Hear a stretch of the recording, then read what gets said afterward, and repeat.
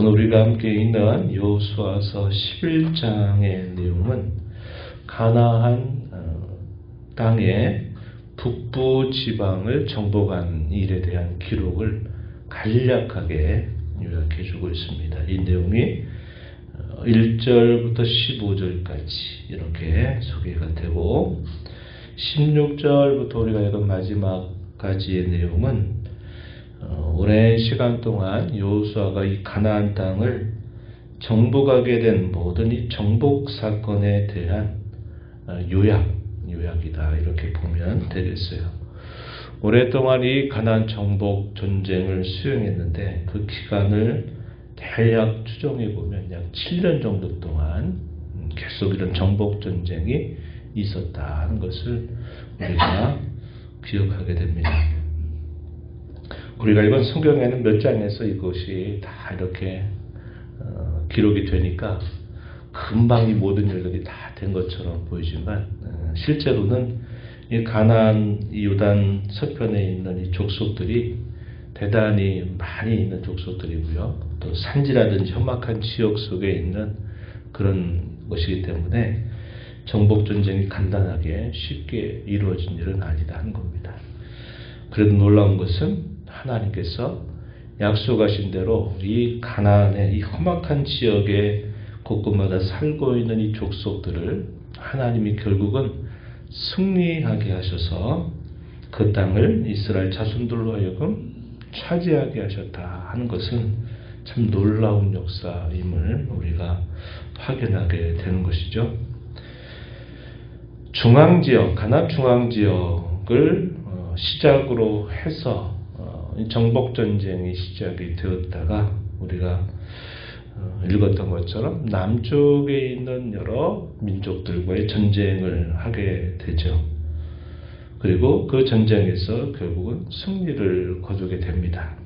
그 승리 사건에는 하나님의 기적적인 역사들이 있었던 것을 우리가 확인하죠. 심지어는 시간조차도 멈추게 하시는 이런 기적을 베풀어서 이 남방의 연합군들을 크게 승리하게 하시는 하나님의 역사를 보여주셨어요. 하늘로부터 또 큰 우박들을 내려서 칼로 죽은 자보다도 우박에 맞아 죽은 대적들이 더 많을 정도로 하나님의 기적적인 역사를 통해서 승리를 이루고 나게 됐음을 우리가 확인했어요.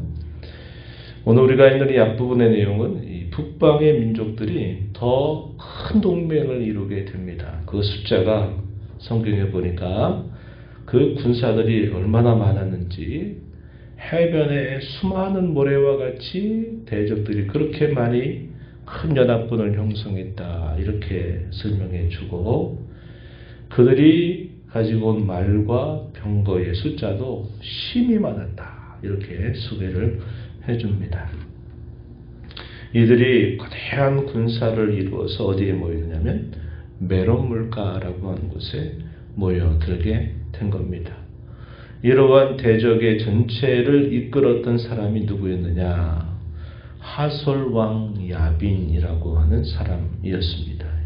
이 사람은 모든 나라의 우두머리 역할을 하는 사람이었어요. 이 사람이 그 북쪽에 있는 곳곳에 있는 왕들에게 전가를 보내서 우리가 함께 연합을 해서 이스라엘의 이 친군을 막고 이스라엘과 더불어 싸우자 하는 그런 전가를 내리게 됩니다. 그리고 사람들이 함께 그것에 동맹을 하고서 모여들게 된 것이죠. 11장 앞부분에 보면 하솔 왕 야빈이 이 소식을 들었다. 중앙 지역에 이어서 남방 지역을 다 정복했다라고 하는 소식을 듣고서 한 일이죠. 마돈 왕 요밥, 시므론 왕, 악사방 및 북쪽 산지 긴네론 남쪽 아라바 평지 서쪽들의 높은 곳에 있는 왕들, 동쪽 서쪽의 가나안 족속들, 가나안의 유명한 족속들이 소개가 되고 있습니다. 그래서 그 남은 모든 족속들이 연합군을 형성해요. 심히 많은 대적들이 일어나게 된 겁니다. 하나님께서 이 여호수아를 격려하시는 말씀, 약속의 말씀을 더해 주십니다. 6절 가서 보시면 여호와께서 여호수아에게 이르시되 그들로 말미암아 두려워하지 말라. 내일 이맘때 내가 그들을 이스라엘 앞에 넘겨주어 몰살시킬 것이다. 그들의 말뒷발의 힘줄을 끊어버려라. 그들의 병거를 불사르라. 이렇게 하나님이 여호수아에게 말씀을 하시게 됩니다.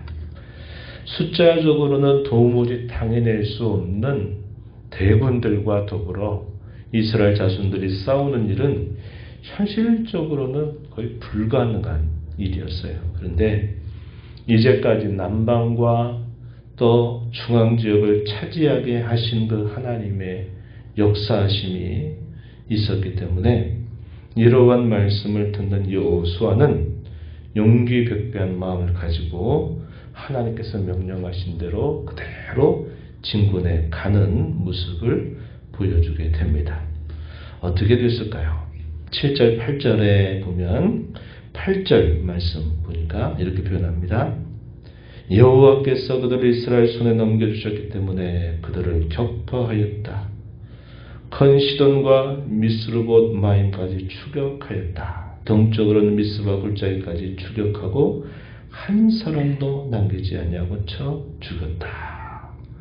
여호와께서 여호수아에게 명령하신 바처럼 여호수아는 말 뒷발의 힘줄을 끊어버리고 그들의 병거를 불러 살랐다. 이렇게 말해줍니다.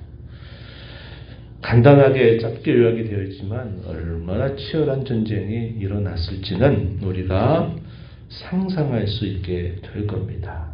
그런데 하나님이 이 모든 전쟁에서 놀라운 승리를 이스라엘 자손들에게 결국 이루게 하셨다 하는 것을 우리가 보게 됩니다. 그리고 그 모든 북방의 연합군들의 가장 우두머리격이 되는 이 하솔을 다 차지하게 되고 이 하솔 왕이었던 야빈을 쳐서 죽이게 되면서 결국은 승리를 이루게 되는 것을 우리가 확인하게 됩니다. 이렇게 승리하게 된 중요한 원인에 대하여서 그것을 15절 말씀에 보시면은 이렇게 말하죠. 여호와께서 그종 모세에게 명령하신 것을 모세는 여호수아에게 명령하고 여호수아는 그대로 행하여 여호와께서 모세에게 명하신 모든 것을 하나도 행하지 아니한 것이 없었다. 하나님께서 선임자 모세를 통하여 주셨던 말씀, 또 모세가 자신에게 들려준 그 하나님의 말씀을 따라서 여호수아는 철저하게 순종하는 일을 통해서 이러한 놀라운 승리를 이루어냈다 하는 것을 말해주고 있는 것입니다. 동맹을 했지만 사실 이 북방연합군들의 이 동맹 그리고 앞서서 남방연합군들의 이 동맹은 결국은 다 어리석고 또 잘못된 동맹이었음을 우리는 확인하게 됩니다. 아무리 그들이 연합을 하고 힘을 모아서 하나님의 백성들을 대적한다 할지라도 하나님이 함께 하시게 되면 결코 이겨낼 수 없다. 도리어 그들이 결국은 패하게 되고 만다는 사실을 이 정복전쟁은 우리에게 잘 보여주고 있습니다. 이런 정복전쟁에 대한 이 과거의 역사는 장래에도 그럴 것임을 우리에게 확신시켜 주는 겁니다. 요한계시록에 있는 말씀을 통해서든 또 지나간 역사 속에서 있었던 많은 일들을 보게 되면 결국 하나님께서 그의 백성들을 붙들어서 결국은 승리를 이루게 하시는 하나님의 역사하심을 이런 정복전쟁은 미리 잘 보여주고 있다 하는 것이죠. 그리고 이러한 모든 일에 대해서 이제 지난 7년 가까운 시간 동안 이제 이 가나안의 정복전쟁을 어떻게 했는가에 대한 전체적인 요약의 말씀이 16절부터 마지막 절까지 소개가 됩니다. 그래서 남방지역, 중앙지역, 그리고 북부에 있는 지역, 동서사방의 경계에 이르기까지 결국 하나님께서 이 여호수아가 이끄는 이스라엘 자손들에게 결국 승리를 안겨다 주었다 하는 사실들을 말해줍니다. 16절 보시면 여호수아가 이같이 그 온 땅 곧 산지와 온 네겝 고센 온 땅과 평지와 아라바와 이스라엘 산지와 평지를 점령하였으니 곧 세일로 올라가는 한락산에서부터 남방 쪽의 경계에 있는 산이다 보면 되고요. 헤르몬산 아래 레바논 골짜기의 바알간, 이것은 북부 지역의 경계에 있는 곳입니다. 그래서 남방으로부터 북부에 이르는 이 가나안의 모든 땅들을 결국 정복했다라는 사실을 말해주게 되고 18절에 모든 왕들과 싸운 지가 오랫동안이다. 이 싸웠던 기간이 약 7년 정도의 정복 전쟁을 하게 되었다 하는 것입니다. 살아남은 족속이 하나 있어요. 어느 족속입니까? 우리가 살펴봤던 것처럼 이 히위 족속 가운데서 기브온 족속들, 이 기브온 족속들만 살아남고 모든 나머지 족속들은 다 진멸당하게 되었습니다. 뭘 우리에게 그려줍니까? 마치 여리고 성 안에 많은 사람들이 살았는데 그 여리고 성 안에 살아남은 사람이 있었어요. 누구였습니까? 라합과 그의 가족들만 살아남았어요. 왜 그랬습니까?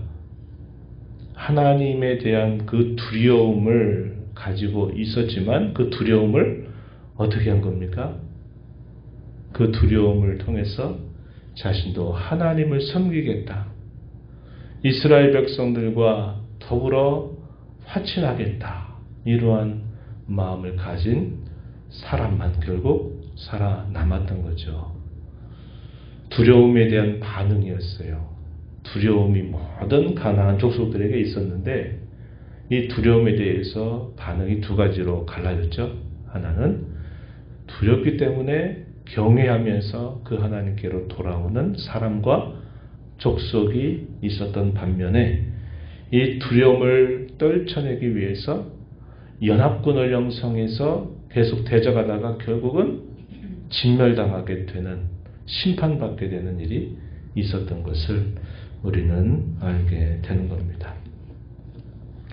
그래서 여기 우리가 읽었던 말씀 중에 보면요, 20절에 이런 표현이 있어요. 그들의 마음이 완악하여 이스라엘을 대적하러 싸우러 온 것은 여호와께서 그리하게 하신 것이라 그들을 진멸하여 바치게 하여 은혜를 입지 못하게 하시고 여호와께서 모세에게 명령하신 대로 그들을 멸하려 하심이었더라.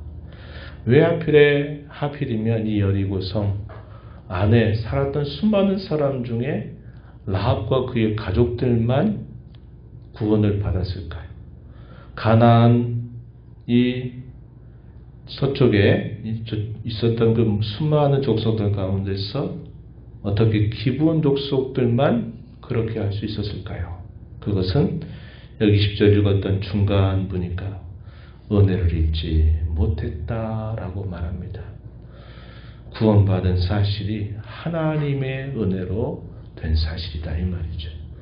라합도 객관적으로는 심판받아 마땅한 죄인이고 기브온 족속도 이스라엘 자손의 언약의 백성이 아니기 때문에 심판받아야 되는 족속이었는데 다 심판을 받는 그 수많은 사람들, 그 족속들 가운데서 라합과 기브온 족속만이 구원을 받게 된 것은 마땅히 심판받아야 되지만 그들에게는 하나님의 은혜가 있었다는 거죠.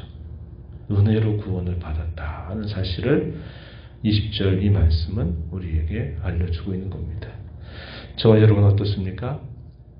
우리가 세상의 수많은 사람들 가운데서 하나님의 자녀가 된 것, 우리의 힘으로 우리의 자질로 노력으로 된 겁니까?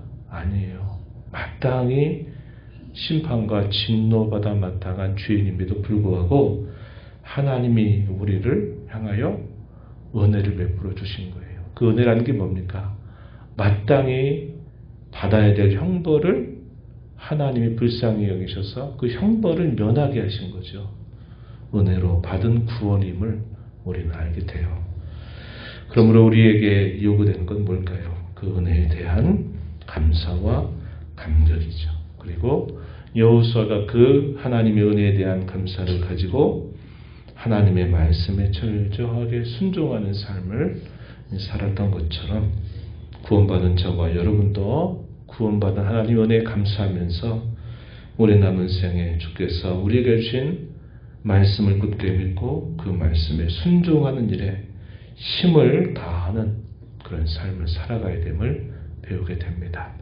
복된 주일을 맞았습니다. 오늘도 저와 여러분에게 베풀어 주신 하나님의 은혜에 대한 감사를 가지고 오늘도 찬양받으시기 합당하신 하나님, 경배받으시기 합당하신 하나님 앞에 찬양과 경배로 영광을 돌리며 저와 여러분의 남은 삶이 하나님께 기쁨이 되고 또 하나님께 영광이 되는 복된 삶이 되도록 함께 기도하며 힘써 나가게 되기를 바랍니다. 하나님 아버지 감사합니다. 지난 주간 동안에도 저희들의 여러 삶 속에서 변함없는 주님의 은혜로 저희들의 삶을 붙들어 주시며 여기까지 인도해 주셨음을 감사합니다. 복되고 거룩한 주일을 돌아가시고 또 이 새벽 저희들을 깨워주셔서 오늘도 주의 말씀을 들으며 하나님이 저희에게 베풀어 주신 주님의 은혜가 무엇인지 저희를 향하신 주님의 기대하심이 무엇인지 또다시 듣게 하심을 감사합니다. 라합이 구원받은 것, 또 기본 족속이 구원받은 것, 그것은 하나님의 은혜였음을 우리가 알게 되듯 수많은 사람 중에 저희들이 하나님의 자녀가 된 것 또한 놀라운 하나님의 은혜였음을 알게 됩니다. 구원에 대한 감사, 감격이, 은혜에 대한 감격이 저희들의 삶에서 식어지지 않도록 인도하시고 그 은혜에 대한 감사를 통하여 하나님께 믿음과 순종으로 응답하는 복된 삶을 살아가도록 저희들을 인도하여 주옵소서. 은혜의 보호자 앞에 나와 아버지 은혜를 구한 모든 심령들의 간구를 귀 기울여 주시고 응답하시기를 바라며 예수님 이름으로 기도하옵나이다. 아멘.